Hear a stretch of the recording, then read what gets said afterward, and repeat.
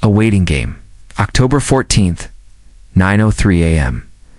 The crisp autumn air swirled leaves across the polished granite facade of Riverside. Trust Bank. Inside, muted conversations echoed between teller windows and mahogany desks. Harrison Harry Cole, a tall black man in his early 40s, adjusted his charcoal gray suit jacket and checked his watch. The appointment he'd scheduled weeks ago with the branch manager, Ms. Vivian Hawthorne, was at 9 a.m. sharp. He needed to authorize a significant wire transfer for his small business. Cole & Sons Contracting, or risk missing a deadline that could cost him thousands? Harry stepped before the greeter's desk. A young woman with pale skin and lip-gloss lips looked up from her screen. "Good morning," she said. "How can I help you?" "I'm here to see Ms. Hawthorne at 9, Harry replied. Handing over his business card, the greeter tapped her keyboard and frowned. "I'm not seeing your name. Let me check." She paused, then, looking at him with a neutral expression, announced, "I'm sorry, Mr. Cole, but Ms. Hawthorne is with other clients. You can have a seat. She'll call you when she's ready." Harry nodded and moved to the seating area. Plush leather chairs lined the lobby. Two other clients sat ahead, buried in their phones. Large-screen TV silently looped a financial news channel. He pulled out his iPhone to review the documents he'd printed. Contracts, financial statements, identification scans. He glanced at his watch. 9:10 a.m., then 9:25. The greeter had offered no updates. At 9:40, Harry rose and approached the desk again. "Excuse me, I'm still waiting to see Ms. Hawthorne. Has she become available yet?" The same greeter replied with a polite but distant smile. "She's still with clients, sir." "I'll let her know you're here." And so began Harry's vigil. 20 minutes turned into 30. People came and went. A couple discussing a mortgage, a teenager with a bank statement, an elderly man depositing a check. Each time a staff member passed by, Harry caught their eye. Nothing. No acknowledgement beyond the cursory glance. At 10:30 a.m., an hour and a half after his appointment, Harry's phone buzzed with messages from his wife, Lauren, reminding him of their noon meeting with the contractor. He sent back a short reply. "Still here? Running late?" At 10:45, heart rate rising slightly, he stood again. The branch manager's office door. Walnut wood with frosted glass that read Vivian Hawthorne, branch manager, remained closed. Oh. Through the glass, he could see vague shapes. A woman's silhouette behind an imposing executive desk, stacked with folders. He knocked once. No answer. He tried again. From inside, he heard muffled voices, and then silence. Harry returned to his chair. He took slow, deliberate breaths to steady himself. In his mind, he rehearsed how he'd gently remind Ms. Hawthorne that a promise is a promise, but doubts crept in. Was he invisible here? At other banks, he'd been greeted promptly, treated courteously. Was something different about this branch? Finally, 2 hours after his scheduled time, a commotion erupted near the entrance. The greeter and two assistants hurried back, their eyes wide. A trio of sharply dressed visitors strode in, a man and two women, all wearing navy blue suits. And carrying leather briefcases, they radiated authority. One of the women paused at the greeter's desk. "Good morning," she said crisply. "We're here to see Ms. Hawthorne." The greeter straightened. "Yes, of course." "Please," she held the door open. "Go right in." Then, as if electrified by recognition, she jabbed a thumb at Harry's seat. "I'm so sorry, Mr. Colmes. Hawthorne will see you now."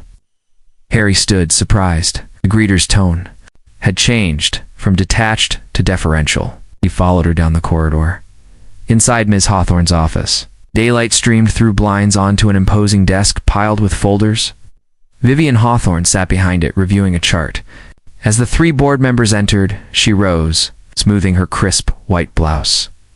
"Good morning, Chairman Lennox. Ms. Patel, Ms. Sutton." She greeted them with the ease of long acquaintance. Harry cleared his throat. "Ms. Hawthorne, I was scheduled." Here at 9, Vivian's eyebrows shot up, her face a flicker of surprise. "My deepest apologies, Mr. Cole. The board's impromptu visit threw my morning off schedule. Please, have a seat." She gestured to a chair beside her desk. Harry sat. He watched the three board members exchange quick glances. Ms. Patel smiled at him. Mr. Cole, thank you for waiting. Ms. Hawthorne has prepared everything you need for your transfer. Harry nodded, keeping his tone calm. Thank you. I appreciate your time. As Vivian retrieved the documents, Harry studied her expression closely, contrition warring with composure. He sensed her awareness of her oversight, her microaggression masked by sudden professionalism. He thought of all those minutes spent waiting while other clients had breezed in. He thought of the silent question. What if they weren't board members?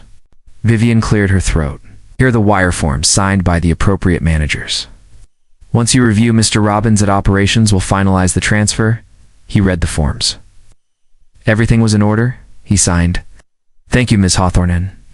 Thank you, he said, inclining his head toward the board. I'm relieved to have this settled.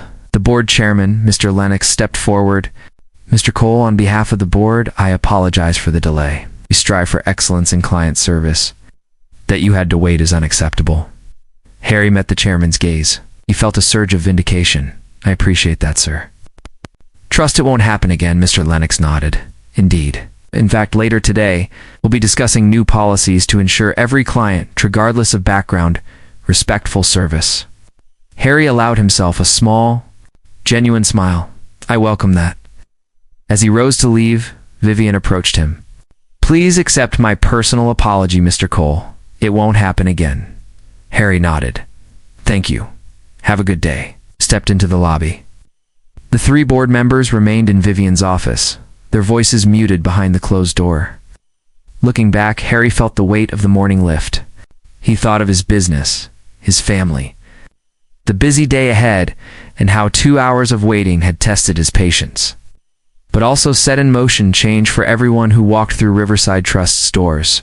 He strode toward the exit, head held high, knowing that sometimes the longest waits reveal the character of those we entrust, and sometimes the arrival of accountability can change everything. The Boardroom Initiative. That afternoon, Harrison Cole navigated the echoing marble corridors of Riverside Trust's headquarters. Escorted by Vivian Hawthorne's assistant, Mr. Robbins, the building's polished floors reflected soaring columns, an abstract art installation celebrating fiscal milestones. Despite the grandeur, Harry's mind raced with anticipation and caution. He'd agreed to meet with the very board members whose visit had accelerated his service, but he intended to ensure that their promises translated into concrete change. Mr. Robbins led Harry through a set of double-glass doors etched with the bank's emblem.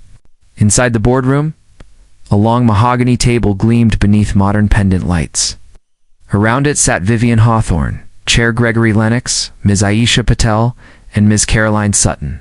A projector screen displayed the Riverside Trust logo and the words, Client Service Excellence Initiative. Robbins closed the doors quietly behind them. Chairman Lennox rose as Harry entered. Mr. Cole, thank you for joining us on such short notice. His tone was warm but formal, tempered by precisely tailored gray pinstripes. Please, have a seat. Harry nodded and sat at one end of the table, directly opposite the chairman. Miss Patel and Miss Sutton exchanged encouraging smiles. Vivian took the seat next to Harry, her posture composed yet slightly tense. Mr. Robbins hovered near the door. Ready to leave once introductions concluded, Lennox cleared his throat. As you know, Mr. Cole, your experience this morning was far from our standard. We've convened this meeting to solicit your insights and collaborate on new protocols ensuring equitable, prompt service to all our clients. Harry allowed a quiet breath before replying, I appreciate the invitation. I accept your apology and welcome the opportunity to help craft policies that prevent any client of any background from enduring what I did. Patel leaned forward. Your perspective as a small business owner is invaluable. We want to address both procedural lapses and unconscious biases that might affect frontline staff. Sutton added, we're committed to measurable improvements. Today, we'll review data, hear your suggestions, and outline actionable steps. She tapped a remote, and the projector shifted to a slide titled Current Client Wait Times by Demographic. A bar chart flickered to life. Average wait times for white clients, 7 minutes. For clients of color, 15 minutes. A hush fell over the room. Vivian's cheeks flushed slightly as she studied the numbers. Harry felt a surge of vindication. His subjective experience was corroborated by objective data. I trust these figures were compiled over the past 6 months, Harry asked. Correct, Lennox confirmed. Our analytics team segmented wait times by self-reported race. The disparities are unacceptable. Harry nodded. He had come prepared. From his briefcase, he produced a neatly folded notepad. I jotted down recommendations based on my interactions with various institutions, and I've spoken with other minority-owned businesses about their experiences. He placed the pad on the table. Vivian offered a pen. Please, go ahead. Harry unfolded his notes. First, implement a standardized check-in protocol. Every walk-in or appointment must be logged electronically, time-stamped, and visible on a central dashboard. That way no one slips through the cracks. Patel typed rapidly on her tablet. Automated time stomping. That addresses procedural fairness, Harry continued. Second, mandatory bias awareness training. For all frontline staff, including greeters and tellers, short modules repeated quarterly with periodic assessments. Training should include real-life scenarios, not just theoretical exercises. Sutton nodded. We can integrate that into our existing professional development program. Third, Harry went on, create a public display in the lobby showing average wait times in real time. Transparency can motivate staff and inform clients. Vivian frowned. We'd need to ensure data accuracy and privacy compliance, but it's doable.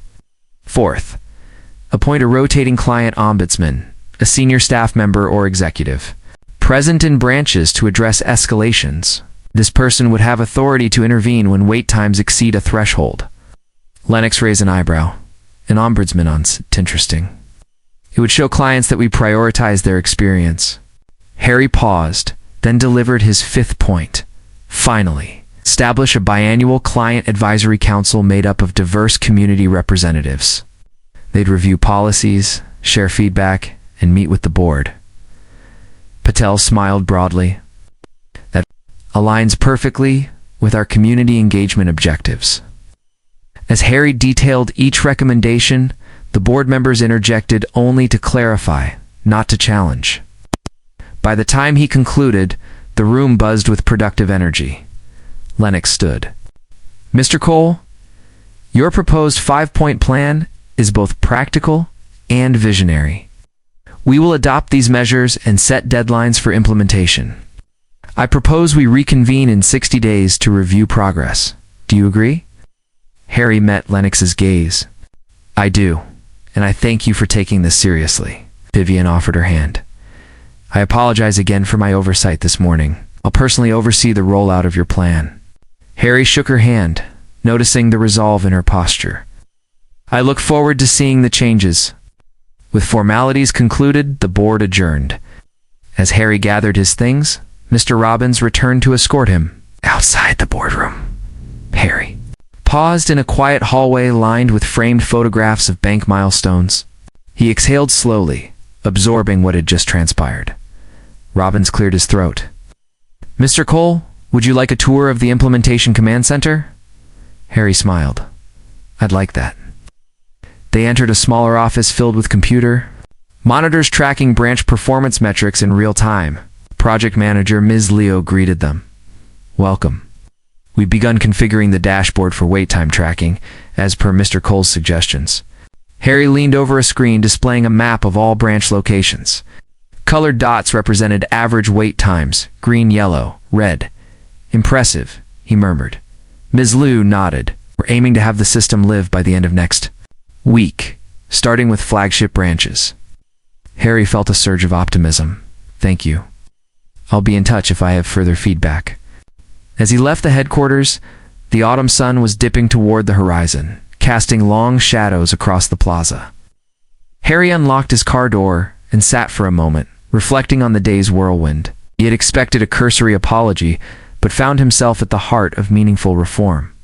Yet he knew the toughest test lay ahead, ensuring that policy translated into practice at every branch. From downtown headquarters to small suburban offices, he started the engine and drove toward Cole and Sons Contracting, where Lauren awaited. With evening reports and a dinner spread, as he navigated familiar streets, Harry considered how change often began with a single, unexpected moment of accountability, and how ordinary citizens, when heard, could reshape institutions. His own resolve deepened. He could not let Riverside Trust's commitments fade into empty words. Pulling into the parking lot, he saw the warm glow of lights through the office windows. The building seemed smaller now, dwarfed by the possibilities he'd activated at the bank. Stepping out into the crisp air, Harry realized that his battle was not just for himself, but for every person who entered those grand doors. Hoping to be seen and served with equal dignity, he locked his car, squared his shoulders, and walked toward the office entrance. Tomorrow, he would share the day's developments with his team, inspire them with the prospect of genuine progress. And next week, he would return to Riverside Trust to test the new dashboard, his wristwatch ready, his mind alert, and his standards unwavering. Testing the waters, the morning after the boardroom meeting. Harrison Cole arrived at Riverside Trust's downtown branch 15 minutes before opening. The foyer's marble floors gleamed under recessed lighting, and the digital display showing. Wait times hovered at 0 for all demographic screen across the board. Harry took a slow breath, his reflection perfectly mirrored on the screen below the title, "Welcome to Riverside Trust." Moments later, the front doors swished open, and the greeter Marisol Reyes stepped into view. She wore a freshly pressed navy blazer and a name badge that read Client Care Specialist.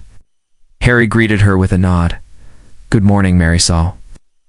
Returned his nod with a warm smile. "Good morning, Mr. Cole. Thank you for being here early. You've activated the check-in system you recommended. May I help you?" Harry tapped the touchscreen kiosk beside her. "I'd like to see how the system logs walk-ins." He tapped walk-in appointments, selected his name from the alphabetical list, and felt a soft beep. A green bar filled. 2% of the wait time gauge displayed overhead. "Perfect," he murmured. "Can you show me how it looks on your dashboard?" Marisol led him to a small office marked Service Command Center. Inside, 3 monitors displayed real-time data. Charts scrolled across screens. One showed average wait time for all clients at 3 minutes. Another displayed individual check-in timestamps. Harry pointed to a heat map of lobby seat occupancy. This helps both staff and clients monitor traffic. "I like the transparency." As a project manager, Ms. Lu, whom Harry recognized from the previous day, smiled. "We've also set an alert. If any wait time exceeds 8 minutes, the system notifies the client ombudsman on duty." She tapped. A tablet and a red highlight blinked on a branch in the suburbs. "See here? We're testing that feature with 2 branches today." Harry felt satisfaction. Excellent. "And the bias awareness training, completed by 90% of frontline staff?" Ms. Lee reported. "We launched it via our e-learning portal. Tellers and greeters have already taken the first module, which covers recognizing micro-inequities." "That's a strong start," Harry said. "We'll need ongoing assessment, but for now, let's monitor feedback from clients." Ms. Liu nodded. "We've added a short survey at the end of every transaction. 5 questions, simple ratings." She swiped to reveal sample survey results. A smiling emoji rating averaged 4.3 out of 5 across all demographics. Harry leaned back. "Good metrics, but look for comments about perceived courtesy and attentiveness. Those qualitative insights will guide us." As the branch filled with early bird clients, Harry stepped into the main hall. A middle-aged white man approached the teller lane, and the transaction proceeded swiftly under 90 seconds. The man left with a wave and tapped happy on the kiosk. 30 seconds later, a black woman with an infant in her arms stepped up. The teller greeted her by name, scanned her check, and the entire interaction took under 2 minutes. "Ow!" The woman smiled and tapped, very happy. Harry observed quietly. For weeks, he'd cultivated skepticism memories of that 2-hour wait. Weighed heavy, but this morning felt different. Clients moved through the hall with ease. Staff members rotated seamlessly between tasks. At 10:30 a.m., the alert on Ms. Liu's tablet chimed. Wait time exceeded threshold at Westside Branch. Harry and Ms. Liu exchanged glances. Let's address that, Harry said. He activated a video link to the Westside Branch. On screen, Marisol's counterpart, Jeremy Owens, stood before a whiteboard labeled Client Flow. Behind him, a lobby of 10 clients waited. One tapping foot impatiently, another checking her phone. Harry cleared his throat. Jeremy, can you give us a brief status? Jeremy adjusted his tie. Yes, Mr. Cole. We've had a sudden surge due to a local payroll deposit deadline. Our client ombudsman, Ms. Carter, is here but occupied with a workshop. I'm managing with 2 tellers, but it's not enough. Harry nodded. Understood. Can you deploy greeter staff to assist with simple transactions endorsements? Deposit slips so tellers focus on complex services? Jeremy's eyes lit up. I hadn't thought of that. I'll reassign greeters immediately. Also, Harry continued, use the kiosk to reroute clients. Offer quick service lanes for simple deposits. Update your signage to reflect that. Yes, sir. I'll coordinate with security to place a mobile kiosk sign near the entrance. Good, Harry said, then looked at Ms. Liu. Let's monitor the response for the next 15 minutes. The feed went dark, replaced by new graphics. Harry turned to Liu. That real-time intervention proves the value of the ombudsman and dynamic routing.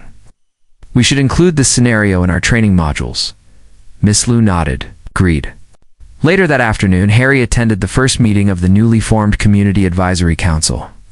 The conference room at the nearby Civic Center buzzed with conversation. 11 members represented small businesses, community organizations, and faith groups white and black, Asian and Hispanic, all eager to shape the bank's client service reforms. Harry took his seat at the head of the table, flanked by Ms. Patel and Ms. Sutton. Chairman Lennox opened the session. Thank you all for joining. We've invited Mr. Cole, whose recommendations initiated today's changes. We look forward to your feedback. A tall pastor in a crisp shirt. Reverend Monroe rose first. I appreciate the bank's acknowledgement of systemic bias. However, we must ensure that branches in underserved neighborhoods receive the same training and technological upgrades as this downtown flagship, Harry interjected. That's a critical point. Equity means resource allocation proportional to community needs. We should prioritize branches serving higher percentages of underbanked residents. Patel jotted notes. We'll map branch demographics against implementation schedules. Next, a local charter school principal, Ms. Alvarez, suggested incorporating multilingual support in kiosks and training. Our immigrant families often struggle with English signage. Inclusive interfaces will improve their experience. Sutton nodded. We can expand the kiosk software to include Spanish and Mandarin at minimum. As the meeting progressed, council members voiced concerns about elderly clients uncomfortable with touchscreen kiosks. An octogenarian community advocate, Mrs. Jenkins, recommended maintaining staffed welcome desks for assisted check-in. Harry made a mental note. We'll retain traditional check-in alongside digital options, a hybrid model.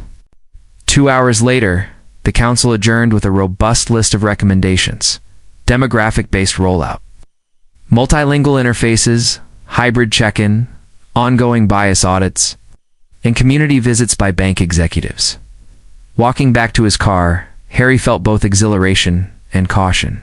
The seeds of change were planted in fertile soil, yet he knew that policy drafts and council resolutions were only paper, if not enacted with fidelity. He intended to visit suburban and rural branches personally, follow up on alerts and maintain monthly check-ins with Ms. Liu to review data. At home that evening, Harry shared highlights with Lauren over dinner. She smiled, her eyes shining with pride. You're making a real difference, she said. Her children, ages 8 and 6, listened with rapt attention, eager to tell their friends about Daddy's big bank project at school. Harry laughed. It's more than a project, it's a promise. If Riverside Trust fulfills it, many people's daily interactions will improve. But if they falter, I'll be back enforcing accountability. He finished his stew and sat back. The weight of the day pressed against him, yet beneath it lay determination. Change was messy, iterative, and often met with resistance. But today, he had seen protocols work in practice. Council voices unite, and commitment materialize into action. Tomorrow, he planned to visit the West Side branch again. He set an alarm to speak with Jeremy, validate whether the dynamic routing reduced that surge's impact. He would watch the digital dashboards, review survey comments, and report back to the board before sleep. Harry opened his journal and wrote a single line: "Implementation brings policy to life," reflecting on the morning's success. An afternoon's collaboration. Closing the journal, he placed it on the bedside table. As he turned off the lamp, he felt a quiet confidence. He had stepped into Riverside Trust's corridors as a slighted client. Days later, he stood at the vanguard of institutional reform. The journey was far from over. But Chapter 3 had proven that when ideas meet readiness and resolve aligns with resources, real transformation takes shape. Resistance and resolve. Harrison Cole arrived at the West Side branch bright and early the next morning. The sun had just begun its slow ascent over the suburb's leafy streets, casting long shadows across the bank's brick facade. Through the glass doors, he saw a modest lobby with 4 teller windows and a single self-service kiosk. The average wait time display above the entrance showed 6 minutes in amber, significant improvement from yesterday's red alert, but still above the desired threshold. Inside, Jeremy Owens awaited him beside the kiosk. His sleeves were rolled up, his tie loosened. "Good morning, Mr. Cole," Jeremy greeted. His relief was palpable. The dynamic routing helped. "Our peak wait time never exceeded 9 minutes yesterday. Today we've preemptively staffed an additional teller during the 10 to 12 rush. That should keep us green," Rohr offered a curt nod of approval. "Good work, let's test it." The lobby filled quickly. A young black mother with 2 toddlers approached the kiosk. She tapped her name, and the system immediately routed her to teller 3D designated as a quick service lane. She deposited her check in under 90 seconds, smiled, and tapped very happy. The screen turned green. "That's what I like to see," Harry said. Inside the staff room, he met with teller 3's lead, Ramon Diaz, a burly man in his mid-30s. Ramon had served Riverside Trust for 7 years. His posture was defensive. "Mr. Cole," he said, "I appreciate the intent, but these quick service lanes slow me down when I have to explain the system to confused clients." Harry sat at the small break table. "I understand there's a learning curve. How many clients did you reroute yesterday?" Ramon sighed. "About 20. Most were straightforward deposits or withdrawals, but a few had unusual requests, stop payment orders, money orders, and they got lost in the shuffle. Then they complained when I redirected them back to the main line." Harry leaned forward. "That's valuable feedback. Our system should distinguish truly simple transactions from anything complex. Let's adjust the kiosk categories. Deposit withdrawal only for quick service, and other services for full-line teller service. That way clients choose accurately, and you won't get clients who need extra assistance." Ramon nodded. "Slowly, that could work. Anything else?" Harry asked. Ramon hesitated. "Some of the older clients, especially those who've banked here for decades, resent the kiosks altogether. They'd rather speak to a greeter than tap a screen." Harry considered. "Then let's offer both. For the next month, keep a staffed welcome desk for assisted check-in. We'll gather data on how many clients choose assisted versus digital, then decide." Ramon offered a tentative smile. "I can support that." Outside, the first rush began. Harry shadowed a teller named Emily Wu, who greeted every client by name within seconds of their arrival, courtesy of the digital check-in. A Hispanic retiree placed a withdrawal slip on the counter. Emily completed the transaction in under 90 seconds. The retiree tapped very happy before leaving. Emily glanced up. "Mr. Cole, may I ask something?" "Of course." "Love the new system, but some colleagues say it's extra work entering names and details at the kiosk. They'd rather have clients just step up to their window." Harry nodded. "Training emphasized that every interaction begins at the kiosk to ensure fairness. But I understand the concern. We'll review the process with staff. Perhaps we can streamline name recognition or allow tellers to initiate check-in for walk-ins." When the line is short, Emily's face brightened. "That would help." Harry jotted notes in his pocket notebook. His rule of thumb: Every policy must be flexible enough to accommodate real-world nuances. Leaving the branch, Harry drove south, toward the Evergreen branch, a small suburban office serving a mixed-income neighborhood. On his way, he reflected on the morning's findings: procedural bugs, cultural resistance, generational preferences. Each wrinkle required adaptation, not abandonment. Change was never a straight line. At Evergreen, he met branch manager Denise Carter, a former auditor turned manager. Denise exuded efficiency. "Mr. Cole," she said, "I'm excited to show you our kiosk usage stats." Inside a back office, she brought up a dashboard showing assisted check-ins. 18% of clients chose the welcome desk. Digital check-ins, 82%. Wait times hovered at 4 minutes, all green. Most clients adapt quickly, Denise reported. But some older residents needed extra guidance. We designated 2 roving ambassadors greeters who walked the lobby offering assistance. That's eased the burden. "Excellent," Harry said. "Have you received any qualitative feedback?" Denise tapped another tab. Comments mentioned clarity and speed. A few notes say the digital interface feels impersonal. We're exploring adding personal touches, like printing a teller's name on the receipt or displaying a brief welcome message. Harry smiled. Personalization fosters connection. Let's pilot that feature. Denise nodded. I'll coordinate with it. As Harry toured the teller windows, he saw a young white man tap password reset on the kiosk and then speak directly to Denise, who escorted him to a private office. The process took under 5 minutes, a stark contrast to the days when he'd have been shuffled between help desks and security offices for nearly an hour. On his drive home that evening, Harry felt a blend of exhaustion and exhilaration. 4 branches tested, protocols refined, buy-in slowly solidifying. Yet his phone buzzed with an email notification from Vivian Hawthorne. Client ombudsman role concern raised by union rep. He clicked it open. The email, forwarded by HR, quoted the bank employee's union representative, mandating an ombudsman role devalues frontline staff by implying they can't manage client issues themselves. They requested a meeting to discuss potential union grievances. Harry frowned. Resistance from the union posed a significant challenge. He drafted a quick reply. "Ms. Graham, thank you for your feedback. I welcome the opportunity to meet and discuss how the ombudsman role supports, not supplants, frontline staff. When would be convenient? Kind regards, H. Cole." He hit send before the car turned into his driveway. At home, he found Lauren in the kitchen, packing lunch for their daughter. The comforting aroma of chicken curry filled the room. He kissed her on the cheek. "Long day." She looked up. "How did the branches go?" He recounted his visits. "And the email from the union?" She listened intently. When he finished, she placed a gentle hand on his shoulder. "Change always meets resistance. But you're doing this thoughtfully, listening, adapting. They'll see it's about elevating service, not undermining their roles." Her confidence buoyed him. "I hope so."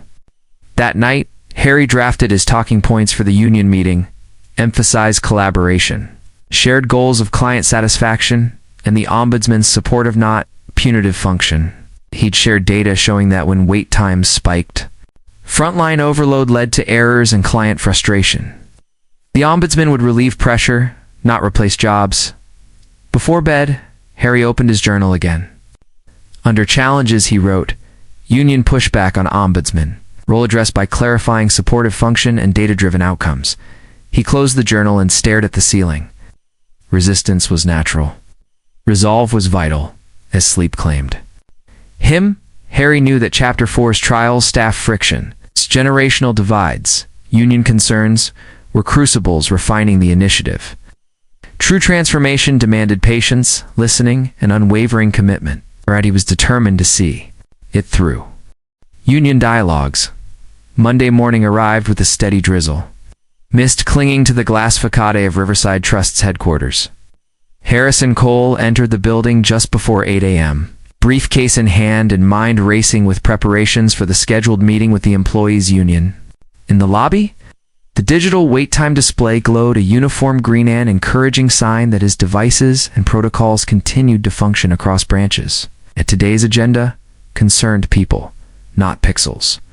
At 8:30, Harry stepped into a conference room on the 5th floor. The long table was set with water bottles, coffee carafes, and notepads. Seated across from him were two representatives of the Bank Employees Union, Mr. David Graham, the union's senior negotiator, and Ms. Alina Torres, a teller-turned-union activist. Both wore expressions of polite skepticism. Vivian Hawthorne, flanked by HR Director Ms. Chen, greeted Harry and the union reps before taking her seat at the head of the table. "Thank you all for coming," Vivian began. "Mr. Cole has prepared a presentation to clarify the client ombudsman role and address. Any concerns?" Harry nodded. He clicked the remote, and the projector lit up with a slide titled Ombudsman Partner, Not Replacement. Beneath the title were 2 bullet points: support frontline staff and enhance client satisfaction. "As you know," Harry began, "we instituted the ombudsman to respond when wait times exceed 8 minutes or when clients request escalation. The purpose is to relieve pressure on tellers and greeters during unusual surges, not to undercut anyone's authority. Rather, the ombudsman provides additional resources redirecting clients, resolving complex issues, and gathering feedback." Mr. Graham leaned forward. "Mr. Cole, we understand the intent, but many of our members feel the ombudsman undermines their role. Why call for help from someone above when we can handle client issues ourselves?" Harry took a breath. "I value frontline expertise. Why the ombudsman is empowered only when branch staff request assistance. We're not auto-triggering interventions. The system alerts the ombudsman, but only branch staff can initiate contact. Today, I can show you the code that requires teller or greeter approval before ombudsman intervention." Ms. Torres chimed in. "But won't the system's alerts imply that tellers aren't doing their jobs? Clients may lose confidence in staff if they see an ombudsman summoned." Harry anticipated this. "We're refining the alert notifications. To be discreet, alarms will go only to staff tablets, not lobby displays. Clients won't see it. Branch staff will gain access to additional expertise without spectatorship." Ms. Chen interjected. "Preliminary feedback from the pilot branches indicates that once staff understood the system's supportive function, they welcomed the safety net, especially during high-volume days. Error rates dropped by 18%. She clicked to a slide showing error rate graphs. Mr. Graham frowned, reviewing the graph. "Error reduction is important, but so is job security. We need assurances that the ombudsman isn't a precursor to layoffs if we don't need full staffing. We can cut positions." Harry inclined his head. "That is absolutely not the goal. In fact, we anticipate recruiting additional ombudsmen for each regional cluster. New positions. We'll formalize that in our next collective bargaining agreement, with guarantees that no teller positions will be eliminated as a result of this initiative." He clicked to a slide titled Workforce, Growth and Career Pathways. Beneath, bullet points read, "Create 25 ombudsman roles by Q4 and offer ombudsman in training. Rotational assignments for high-performing tellers," Vivian added. "We want to create promotion tracks for staff demonstrating leadership and client service excellence. The ombudsman role is one such track." Mr. Graham consulted his notes. "This addresses potential layoffs. But what about compensation? Are ombudsmen paid differently? Will existing staff have opportunities for these roles?" Harry replied. "Ombudsmen will receive a 12% salary premium, reflecting their broader authority and travel between branches. Existing staff can apply. We'll hold a transparent selection process. Moreover, we're introducing quarterly bonuses tied to improved branch wait time metrics and client satisfaction scores, which all staff can earn." Ms. Torres looked skeptical but intrigued. "I admit, the bonus structure could motivate engagement. Tell me more about these metrics." Harry displayed a table. Metric A, average wait time below 7 minutes. Metric B, 95% very happy or happy survey ratings. Metric C, 0 major service errors. Branches meeting all 3 criteria will share a bonus pool. He explained, "We believe this fosters teamwork rather than competition." The union reps huddled briefly. When they returned, Graham said, "Your presentation is thorough. However, we want these assurances codified in a memorandum of understanding before broad rollout." Vivian nodded.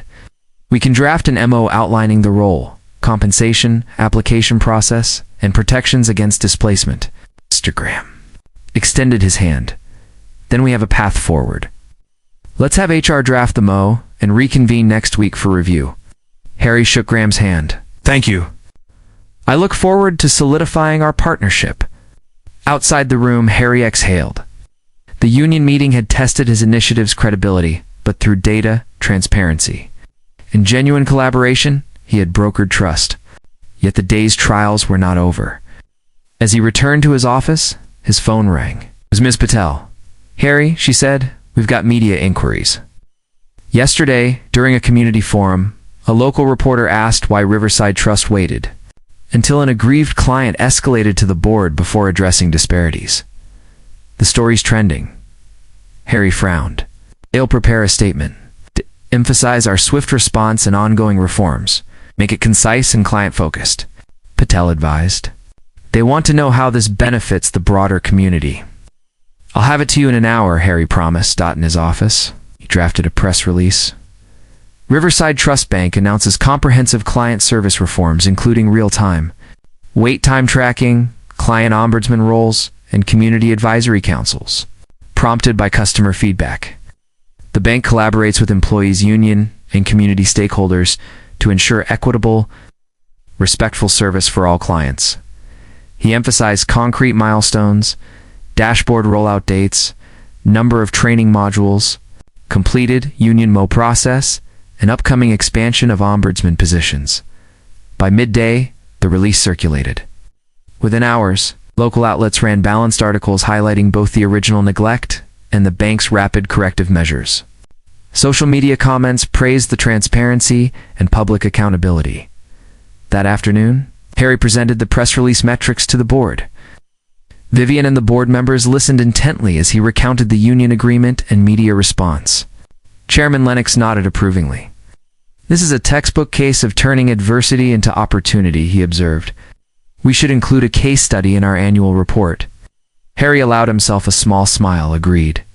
As he left the boardroom, sun broke through the clouds overhead, illuminating the lobby with shafts of light. The digital wait time display glowed green. But Harry knew the true measure of success lay not in colors on a screen, but in collaborators working side by side, clients, staff, union, and executives all striving for service that honored every individual. That evening, at home, Harry reflected on the day's events. Union negotiations had been tense, but constructive. Media scrutiny, once feared, now bolstered the bank's accountability. And through it all, his steadfast resolve to see reform enacted, not merely proclaimed, had guided each decision. In his journal, he wrote, "Under progress, Union MO drafted. Press release published. Board endorses case study. Under next steps," he added, "finalize MO. Schedule ombudsman training. Monitor community feedback channels." Closing the journal, Harry felt both weariness and gratification. Chapter 5's theme, Resistance and Resolve, had tested his leadership. The outcomes proved that transparency, collaboration, and unwavering principles could overcome even entrenched skepticism. Tomorrow, he would visit a rural branch and meet with community council members in the evening. Another day of challenges awaited. Yet as he drifted to sleep, he held on to the conviction that true transformation often unfolds at the intersection of courage and cooperation, and that, for Riverside Trust, a new narrative was taking shape.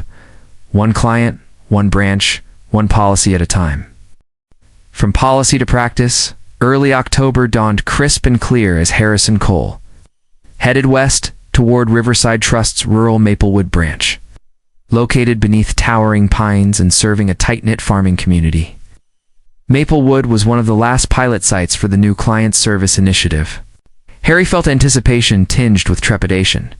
If the system worked here, it would work anywhere, but if it faltered, it could undermine months of progress. He arrived at 8:15 a.m. and found branch manager Gloria Ramirez unlocking the doors. Gloria, a third-generation Maplewood resident, greeted him with a warm hug. "Harry, welcome back.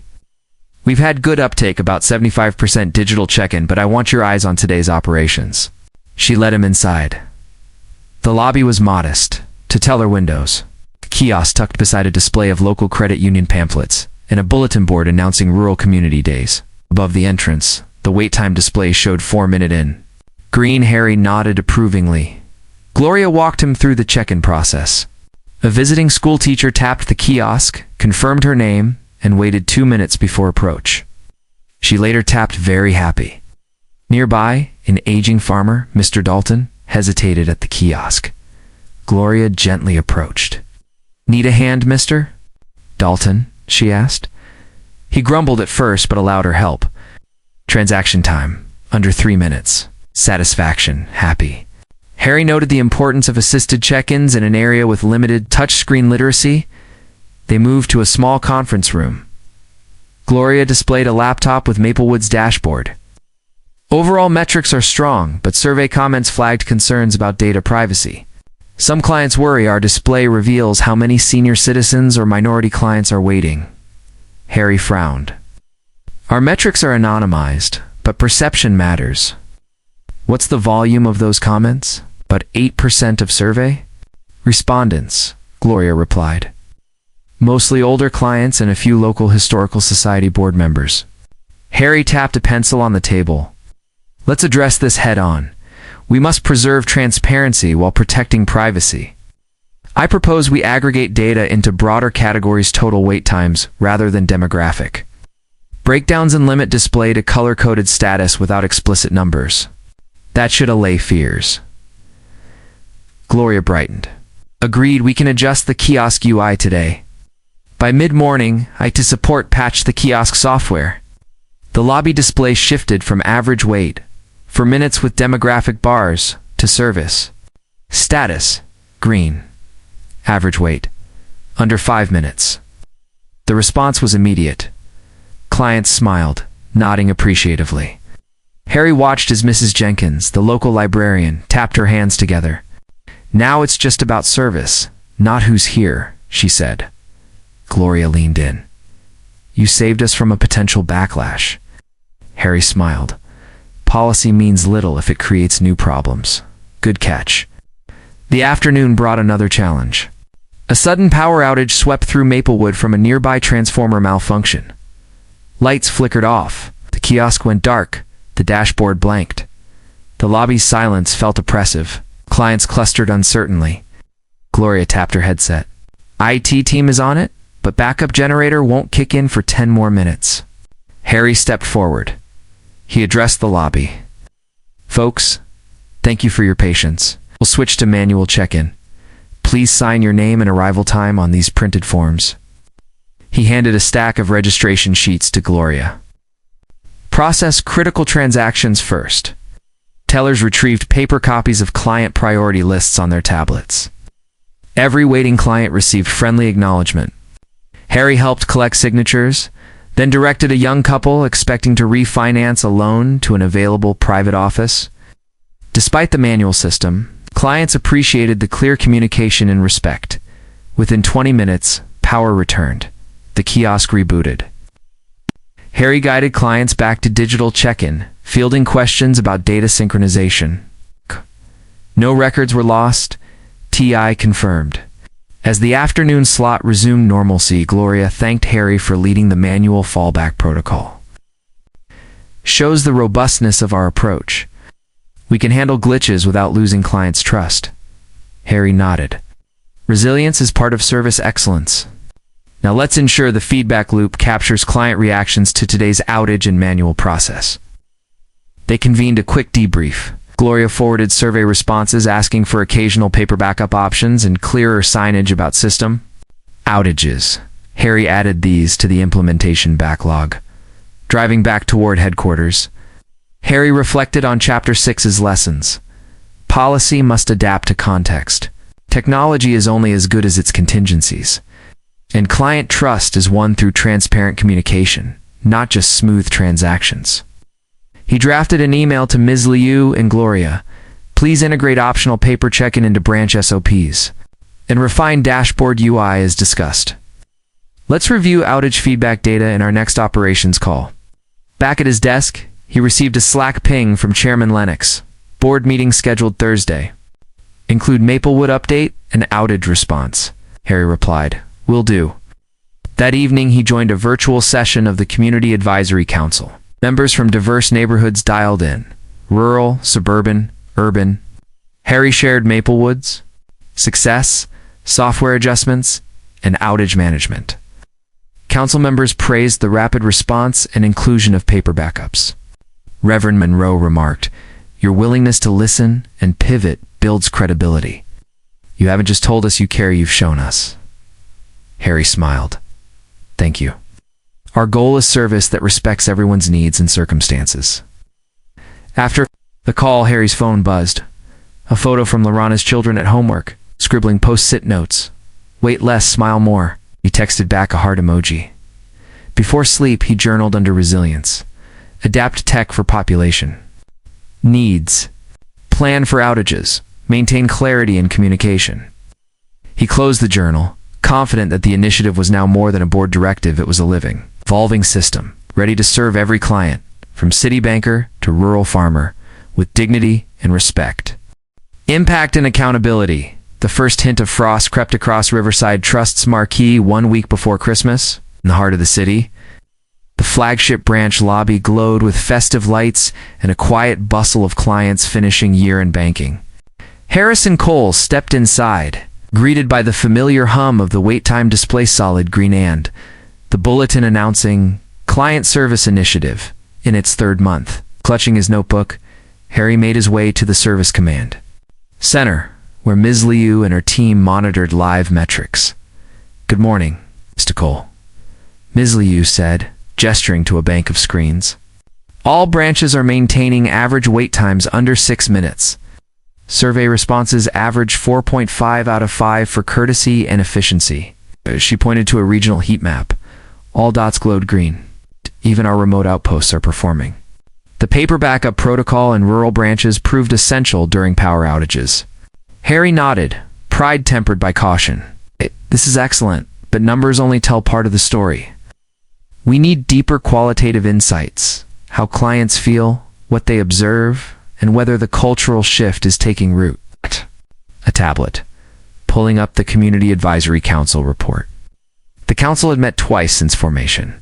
Their feedback ranged from praising improved transparency to highlighting areas for improvement, enhanced multilingual support, more inclusive signage, and further personalization of pre-printed receipts with teller photographs. Harry reviewed the items, mentally tallying which recommendations had been implemented and which remained in progress. "This council has been invaluable," Harry remarked. "Let's schedule another full meeting before year-end and compile a summary for the board."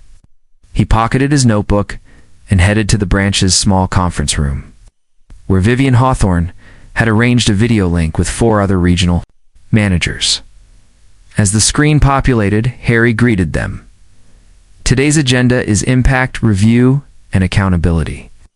I want each of you to share a client story that illustrates tangible change, followed by any persistent challenges." The first to speak was Denise Carter from the Evergreen branch. Last week, a Spanish-speaking client arrived with tear-streaked eyes. Frustrated after her husband's death left her overwhelmed by paperwork. Under the old system, she would have faced multiple points of contact before resolving beneficiary questions. With our multilingual kiosks and assisted check-in, we processed her claims in one session, and she later sent a thank you letter praising our compassion. A chorus of approval followed. Next, Jeremy Owens from Westside recounted. An afternoon when a sudden software glitch locked clients out of digital check-in. Rather than revert to paper forms alone, staff redirected clients to mobile pop-up stations in the parking lot in Dia, inspired by a rural training session, and cleared the backlog within an hour. "Our clients felt heard and empowered," he said. From Maplewood, Gloria Ramirez described a testimonial from a lifelong customer who declared, "I've trusted this bank since my grandfather's day. Today, technology and humanity may tand. I believe in this branch more than ever." Vihan Singh, manager of the Uptown branch, reported that local youth completing internships at the bank had spearheaded a social media campaign celebrating frontline tellers. They posted short videos highlighting client service tips, he said. and even wrote haiku about quick transactions. Laughter bubbled through the link, and Harry sensed morale rising across branches. At last, Vivian spoke. "I want to highlight the union collaboration. Our joint MO not only secured ombudsman roles but also fostered trust with frontline staff. Our last union satisfaction survey registered 87% support for the new system, up from 52% in September." Harry leaned back. These stories prove that policy empowered people. But to sustain progress, we must formalize accountability. I propose quarterly service excellence audits, combining data analytics with mystery shopper visits and counsel. Interviews, Denise chimed in. We already run annual audits for compliance. Adding quarterly service audits would be a natural extension, regional managers agreed, and Harry tasked Ms. Liu with designing the audit framework. Include quantitative metrics, wait times, survey scores in qualitative reviews, anonymized client interviews, and staff focus groups, report findings to executive leadership and the Community Advisory Council. As the meeting adjourned, Harry felt a surge of momentum. Yet his final appointment of the day was one he approached with equal eagerness and trepidation. A sit-down with a local consumer advocacy journalist, Ms. Karen Fujimoto. Their previous interactions had been cordial but probing. She demanded hard evidence and accountability, not marketing spin. They met in a small coffee shop 1 block from the bank, sat at a table near the window. Fujimoto ordered black coffee. Harry chose tea. She extended a notebook. "Thanks for meeting, Mr. Cole. I've been following your initiative. My readers want to know, beyond the metrics, how will you ensure these reforms survive leadership? Changes in economic pressures."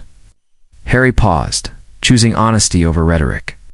True sustainability requires embedding equity and client-centered practices into our organizational DNA. That means codifying policies or SOPs, training curricula, audit schedules and governance charters, not just memos. It means tracking not only performance, but also diversity and inclusion KPIs at every level. Fujimoto scribbled notes. If a new branch manager resists these practices, Harry met her gaze.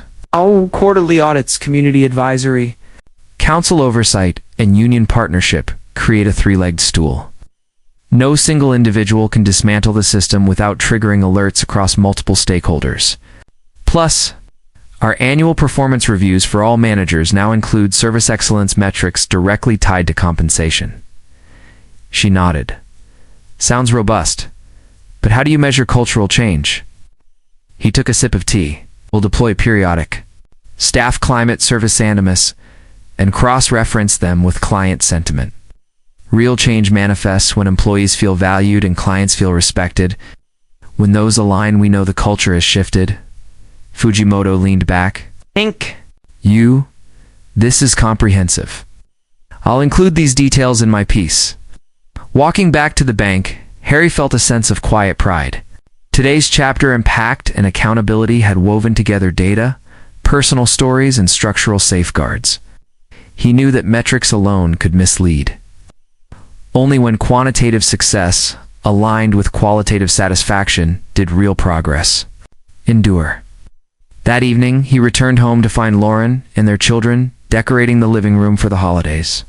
A strand of lights flickered, and laughter filled the air. As he helped string garlands, Harry reflected on the initiative's journey.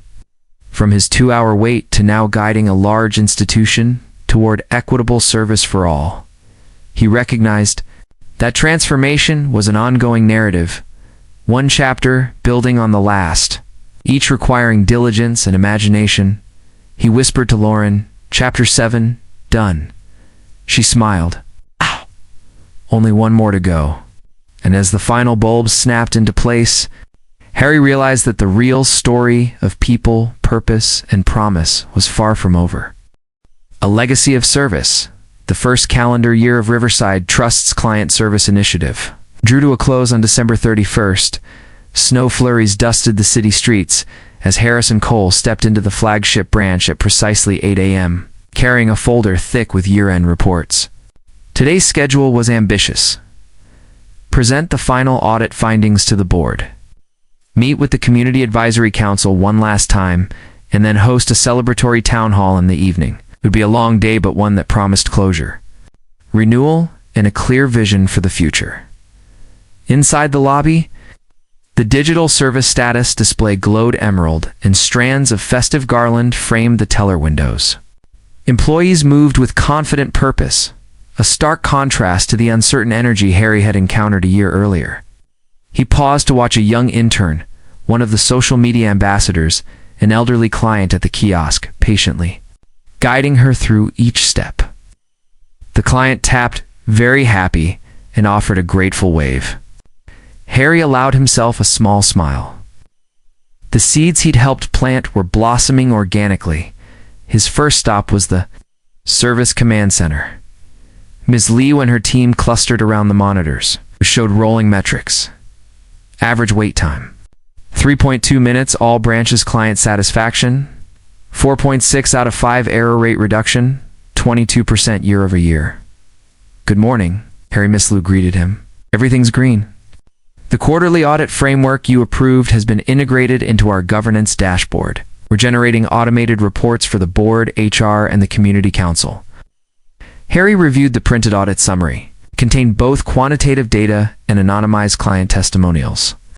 A highlighted case study described how a wheelchair-bound veteran in a suburban branch received seamless service through improved accessibility features implemented at Harry's recommendation.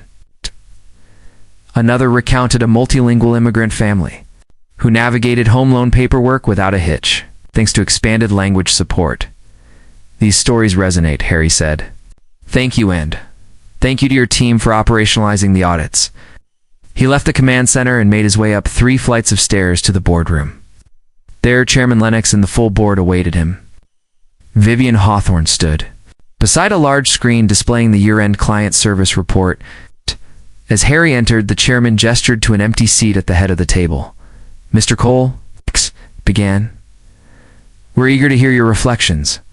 He tapped a remote and the first slide appeared. 1 year of transformation, metrics, and meaning. Harry cleared his throat. Chairman Lennox, members of the board, thank you for your steadfast support over this past year. Today's report demonstrates not only that our reforms improved wait time metrics and satisfaction scores, but more importantly that we built a culture of service equity. The advanced slides: policy implementation, 100% branch adoption of digital check-in and assisted options, union collaboration, 25 ombudsman roles created, 90% of frontline staff completed advanced client service training. Talkany community engagement for community advisory council meetings, implementation of 75% of council recommendations, audit outcomes. Quarterly service audits triggered corrective actions in 12 branches, with follow-up improvements completed within 30 days. Beyond numbers, continued, we've heard from thousands of clients, stories of dignity restored, barriers removed, and trust renewed. Our approach, data-driven, inclusive, and resilient, has set Riverside Trust apart in a competitive market, strengthening both our client relationships and our brand. Vivian added, these improvements have translated into business growth, a 14% increase in new accounts from underserved demographics, and a 9% rise in small business loan applications year over year. The board members exchanged nods. Chairman Lennox closed his laptop. Mr. Cole, your leadership has been exemplary. The board formally endorses these outcomes and approves the expansion of this initiative into our international operations next year. Harry allowed a modest bow of his head. Thank you. I look forward to guiding that expansion. Board meeting. Harry hurried to the Community Advisory Council's final session of the year. Held in a nearby conference hall decorated with holiday wreaths, council members, faith leaders, small business owners, educators, retirees greeted him with applause. Reverend Monroe led off. Harry, you said at our first meeting you wanted to forge a partnership between the bank and the community. Today, I feel we've reached that ideal. Our feedback has been heard, our concerns addressed, and our voices valued. Ms. Alvarez, the charter school principal, next spoke. I'm proud to report that 5 of our graduating seniors have accepted internships at Riverside Trust. They bring fresh perspectives and diversity, further embedding equity into your culture. Other members shared highlights: the library's accessible Sunday branch hours, the local farmers' Saturday microloan program, and the multilingual financial literacy workshops for immigrant women, all spin-offs of initial council recommendations. As the meeting closed, Harry stepped forward. This council's partnership has been foundational. Thank you for your wisdom, your candor, and your commitment. Together, we've redefined what client service can and should be. The council members applauded, and Harry felt a swell of gratitude. These were not ceremonial gestures. They were living proof that a corporation and its community could co-create value and dignity. That evening, the final event unfolded in the bank's main atrium. Staff, clients, board members, council representatives, and local media gathered for a celebratory town hall. String lights illuminated the vaulted ceiling, and a small stage was set with a podium. Chairman Lennox addressed the crowd first.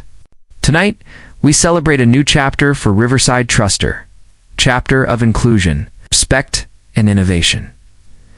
Mr. Cole, the floor is yours. Harry approached the podium. He paused, scanning faces lit by soft spotlights, smiles, cameras, children. In tow, he recalled the day he'd waited 2 hours for service, feeling unseen and unheard. Now, 1 year later, he spoke not only for himself, but for every client who deserved prompt, respectful treatment. Thank you all for being here, he began. A year ago, a simple wait time display might have read red when it came to equitable service. Today it reads green across the board. But green is more than a color. It's a promise that every person who walks through our doors will be seen, heard, and valued. He paused for effect. Our journey proved that when we combine data, empathy, collaboration, and accountability, we create a legacy that transcends policy memos. We build trust. We foster opportunity. We empower communities. He raised his glass of sparkling water. Here's to the staff who embraced change, to the union who partnered in progress, to our community council who guided us with honesty, and to every client who told their story, shared their feedback, and inspired us to do better. A ripple of applause swept the hall. Harry smiled broadly. Outside, snowfall thickened, blanketing the city in white. In that moment, he felt a profound sense of completion and anticipation. Completion of one chapter, and anticipation for the next. Expansion, refinement, and continued service to all. As the crowd dispersed and holiday music drifted through the atrium, Harry stepped outside, looked up at the snowflakes drifting down, and allowed himself a rare moment of stillness. He thought of Lauren and the children awaiting him at home, and of the countless clients who would enter bank branches tomorrow-walk-ins. Appointments, small businesses, veterans, each greeted promptly, each served with dignity. His phone buzzed. With a notification, the first international branch in Vancouver had successfully piloted the digital check-in. He tapped a congratulatory message to the regional director, closing the phone. Harry centered himself and whispered to the winter night, "The service never stops." Then, with snow crunching underfoot, he walked toward home, ready to rest, ready to celebrate, and ready for whatever came next.